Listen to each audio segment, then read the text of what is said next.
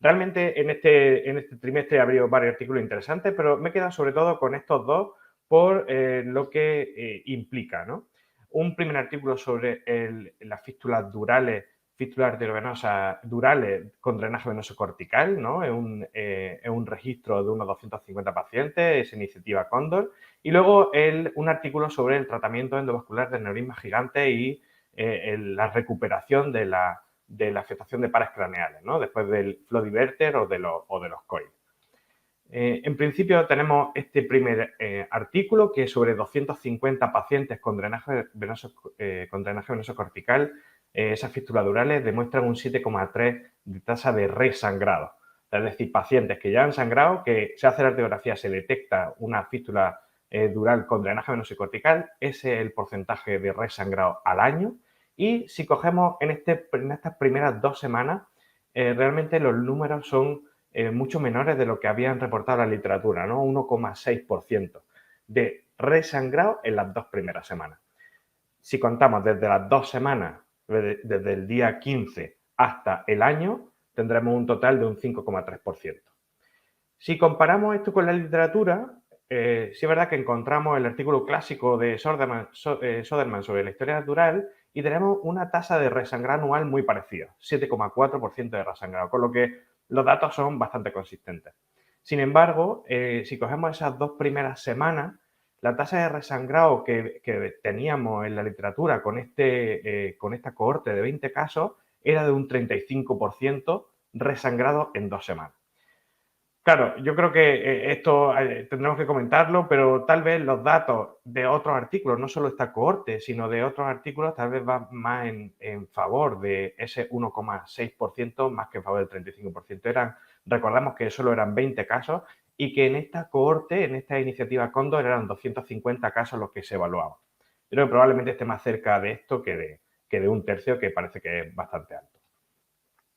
Una vez que ya tenemos ese artículo que luego comentaremos con el panel de expertos, me gustaría revisar este manuscrito que estaba, digamos, estaba cerrado, no se podía acceder, y una de esas cosas le mandé el correo al autor de correspondencia y la verdad que fue muy amable y me mandó el artículo. Yo creo que os lo recomiendo cuando tengáis interés, porque yo creo que los autores también están encantados de compartir su trabajo.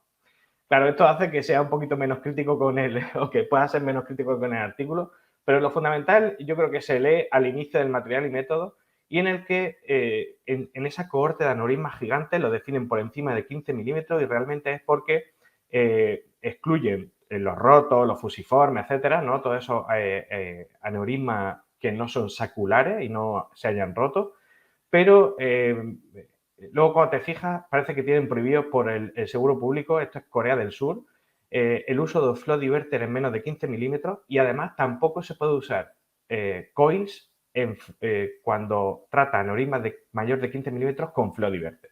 O sea que por una cosa o por otra, todos los aneurismas que trataron con flow diverter fueron sin coil, y todos los aneurismas menores de 15 milímetros no podían tratarlos con flow diverter.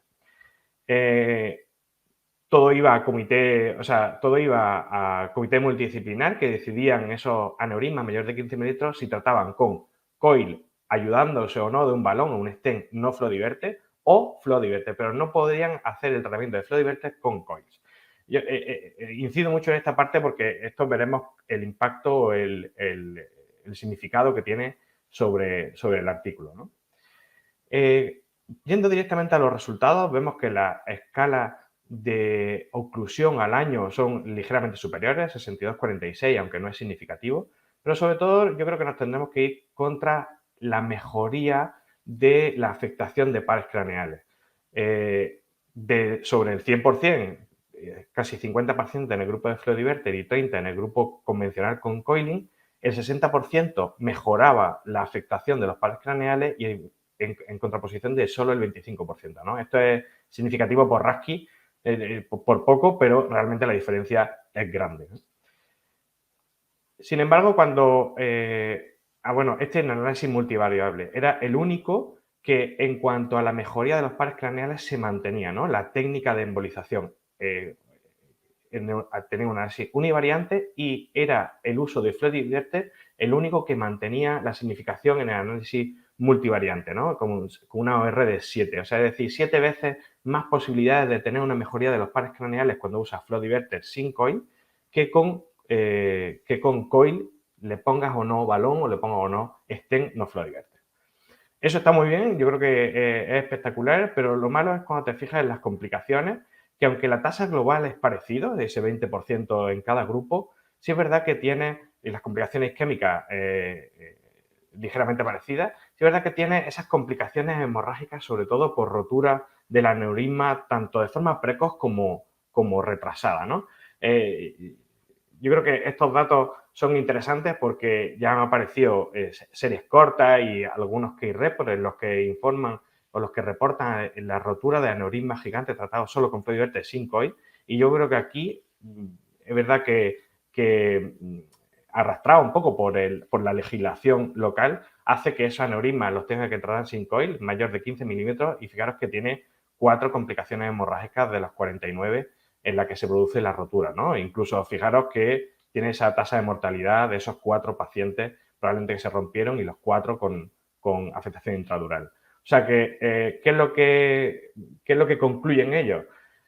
Concluyen que la afectación de los pares craneales se mejora con los flow diverter en comparación con los coil, ¿no? Hacen un packing denso de coil. Que el tratamiento con flow diverter de esos aneurismas gigantes sin coil puede estar asociado a un riesgo de hemorragia como complicación, ¿no? De hemorragia tanto early como retrasada, ¿no? Recordamos esos 4 pacientes de los 50. Y que los flow diverter sin coiling puede ser una opción en aneurismas extradurales con compresión de pares craneales, pero tal vez, y eso lo apuntan en la discusión, tal vez el uso de flow diverter en aneurismas gigantes de localización intradural tal vez se tiene que acompañar de unos coils que de alguna manera estabilicen la trombosis progresiva del aneurisma y no se produzca esa rotura y esa complicación hemorrágica con este dispositivo. Bueno, esos son los 2 artículos que os recomiendo. Yo creo que ya podemos dar paso al panel de expertos. Hemos echado esos 10 minutillos para preguntarles realmente... Ahí está. Para preguntarles realmente cómo tratáis esos aneurismas gigantes, si con estos datos sería suficiente como para ponerle algún coil a esos aneurismas gigantes que trata con flow diverter o realmente no sería apropiado. Alejandro, Carlos, David, ¿cómo tratáis esos aneurismas gigantes con flow diverter? ¿Ponéis coil ayudando o no? Alejandro, tienes el micro. Estás muteado, Alejandro. Ahora, que sí, los aneurismas intradurales nosotros solemos, si son de un tamaño considerable, más de 10 en general, solemos utilizar coil. Ya sabes que cuando empezamos a trabajar con flow diverter hubo una recomendación que vino de la mano de Valve. No sé si recuerdas que aneurismas más de 13 milímetros asociar el uso con coils porque se vio que había una cierta tendencia a que se pudieran romper. Y en realidad, cuando hemos hecho los seguimientos por resonancia, también hemos visto que la trombosis ocurre de forma, ya lo has visto, parcial en los aneurismas, va cambiando y hasta que no se estabiliza el trombo, ahí hay un festival interesante. En general, los aneurismas grandes utilizamos coils. Extradural, la verdad es que somos más conservadores, como la gran mayoría, me imagino. Y sobre el artículo tiene sentido, porque si lo que se ha asociado la compresión nerviosa, más que la compresión nerviosa, se ha asociado al fallo, digamos, a la pulsatilidad.